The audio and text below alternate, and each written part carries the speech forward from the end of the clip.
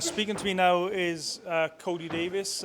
Kody, when I first watched you box, you were an amateur, and I believe you boxed at heavyweight. Yeah, that's right, yeah. And now you've just dropped down the weights, whereas boxers tend to go up in weight. Can you just tell us a little bit about that? Yeah, it was obviously boxing as a heavyweight as an amateur, which is cruiserweight as a professional. I picked up with Gavin Rees then, late in my amateur career, and it was his idea to drop down the weights, and obviously it's paying off. So I'm feeling great. I'm nice and light. I'm sharper than ever, and yeah, I'm feeling really good. How did you react when Gavin first suggested you to drop down in weight? Because you weren't carrying any weight really. So how difficult was it for you to drop down to what you are now? Well, Gavin's a bit of a prankster, as we all know. So I thought he was joking for a while, and then he took me to see a dietitian and a nutritionist, and got me all these supplements and things like that. And that's when it all became real. Then that's when my diet started. He was doing like double, triple the amount of cardio that I would have normally done. The sessions were longer, everything was intensified, and the weight dropped off, and now I'm feeling great. So yeah, it paid off.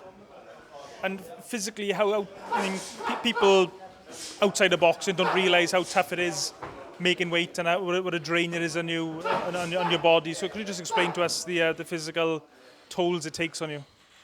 Yeah, well, if you do things properly and schedule your weight loss properly during fight camp, then you can do it no problem at all. There's people that leave it later than they should, and there's people that get a weight earlier than they should. But it's down to your dedication really, and how you do it yourself. If you cheat all the time, then it's obviously going to be hard, isn't it? But if you're Gavin on your case like I have, then I make it with ease. Is it fair to say that you've been acting, or you've been living like a pro pretty much your whole life, or even since you started amateur boxing, you were still training, and your lifestyle was that of a professional boxer? Yeah, I've always lived a very strict lifestyle. Before my time on Team GB, my dad was training me every single day, and my dad's a very clean-living guy as well, very strict. So I always ate right, slept right, never abused my body with substances or anything like that. And then I moved on to Team GB, where I carried on, and then I turned professional with Gavin, where it's gone even further than the next step now. When you were up at the GB squad, you were only there for a relatively short period of time. I mean, I think a lot of people expected you to be there for a couple of years, perhaps to aim for a few tournaments. Can you just explain why you were only there for a short period? Yeah, I was there. I got there halfway through the Olympic cycle, so I done just over 2 years there. Obviously, things didn't go my way with the qualifiers. I never got sent to the qualifiers for the Olympics, so rather than staying on for another 4 years, I decided to turn professional.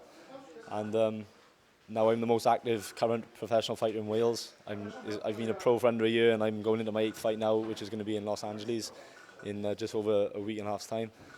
And it's obviously paying off. We obviously made the right decision, and I'm good to go.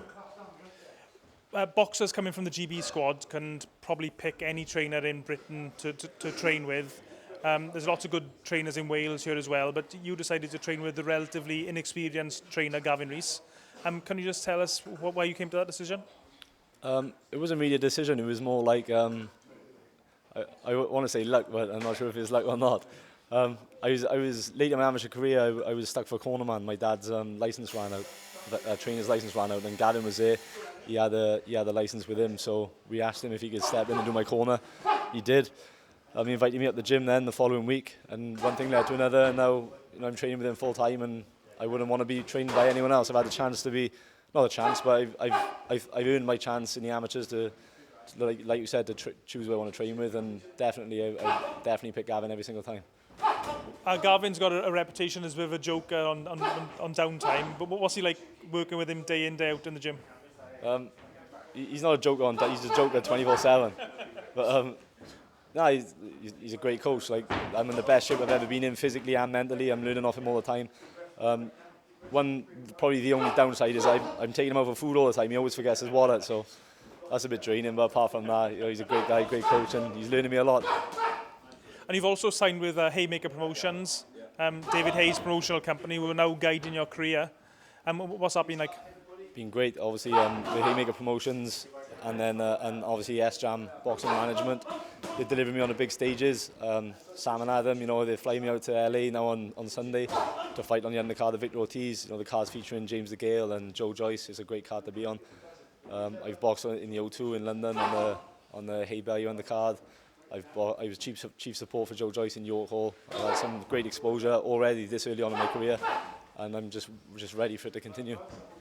When do you think you'll be fighting for your first titles?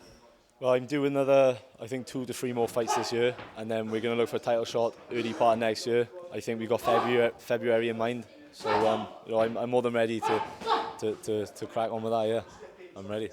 And any idea who you might be fighting, or which particular title you might be aiming for? Yeah, we've got a vague idea of who I might be fighting. Nothing's concrete yet, but we're working on it, and it's for sure going to be a massive step up and a massive, exciting fight for everybody. And have you got any message for your fans or your followers you just want to pass on? Yeah, I want to thank all the people that comes to watch me, everyone that sends messages to me on social media, everybody supporting the journey. I want to thank my sponsors, Top Spec Motors, Pure Fit Food, Lee Batchelor at Batch Plant, and Luke Mann at Man-Made Gym Attire, Bavo's Barbers, and Empire Pro Tape as well. And I want to give all thanks to God, because without God, I believe none of this is possible for me. Okay, Kody, thanks for the interview, and we look forward to following your progress. Thank you. Cheers, mate. Thank you. All the best.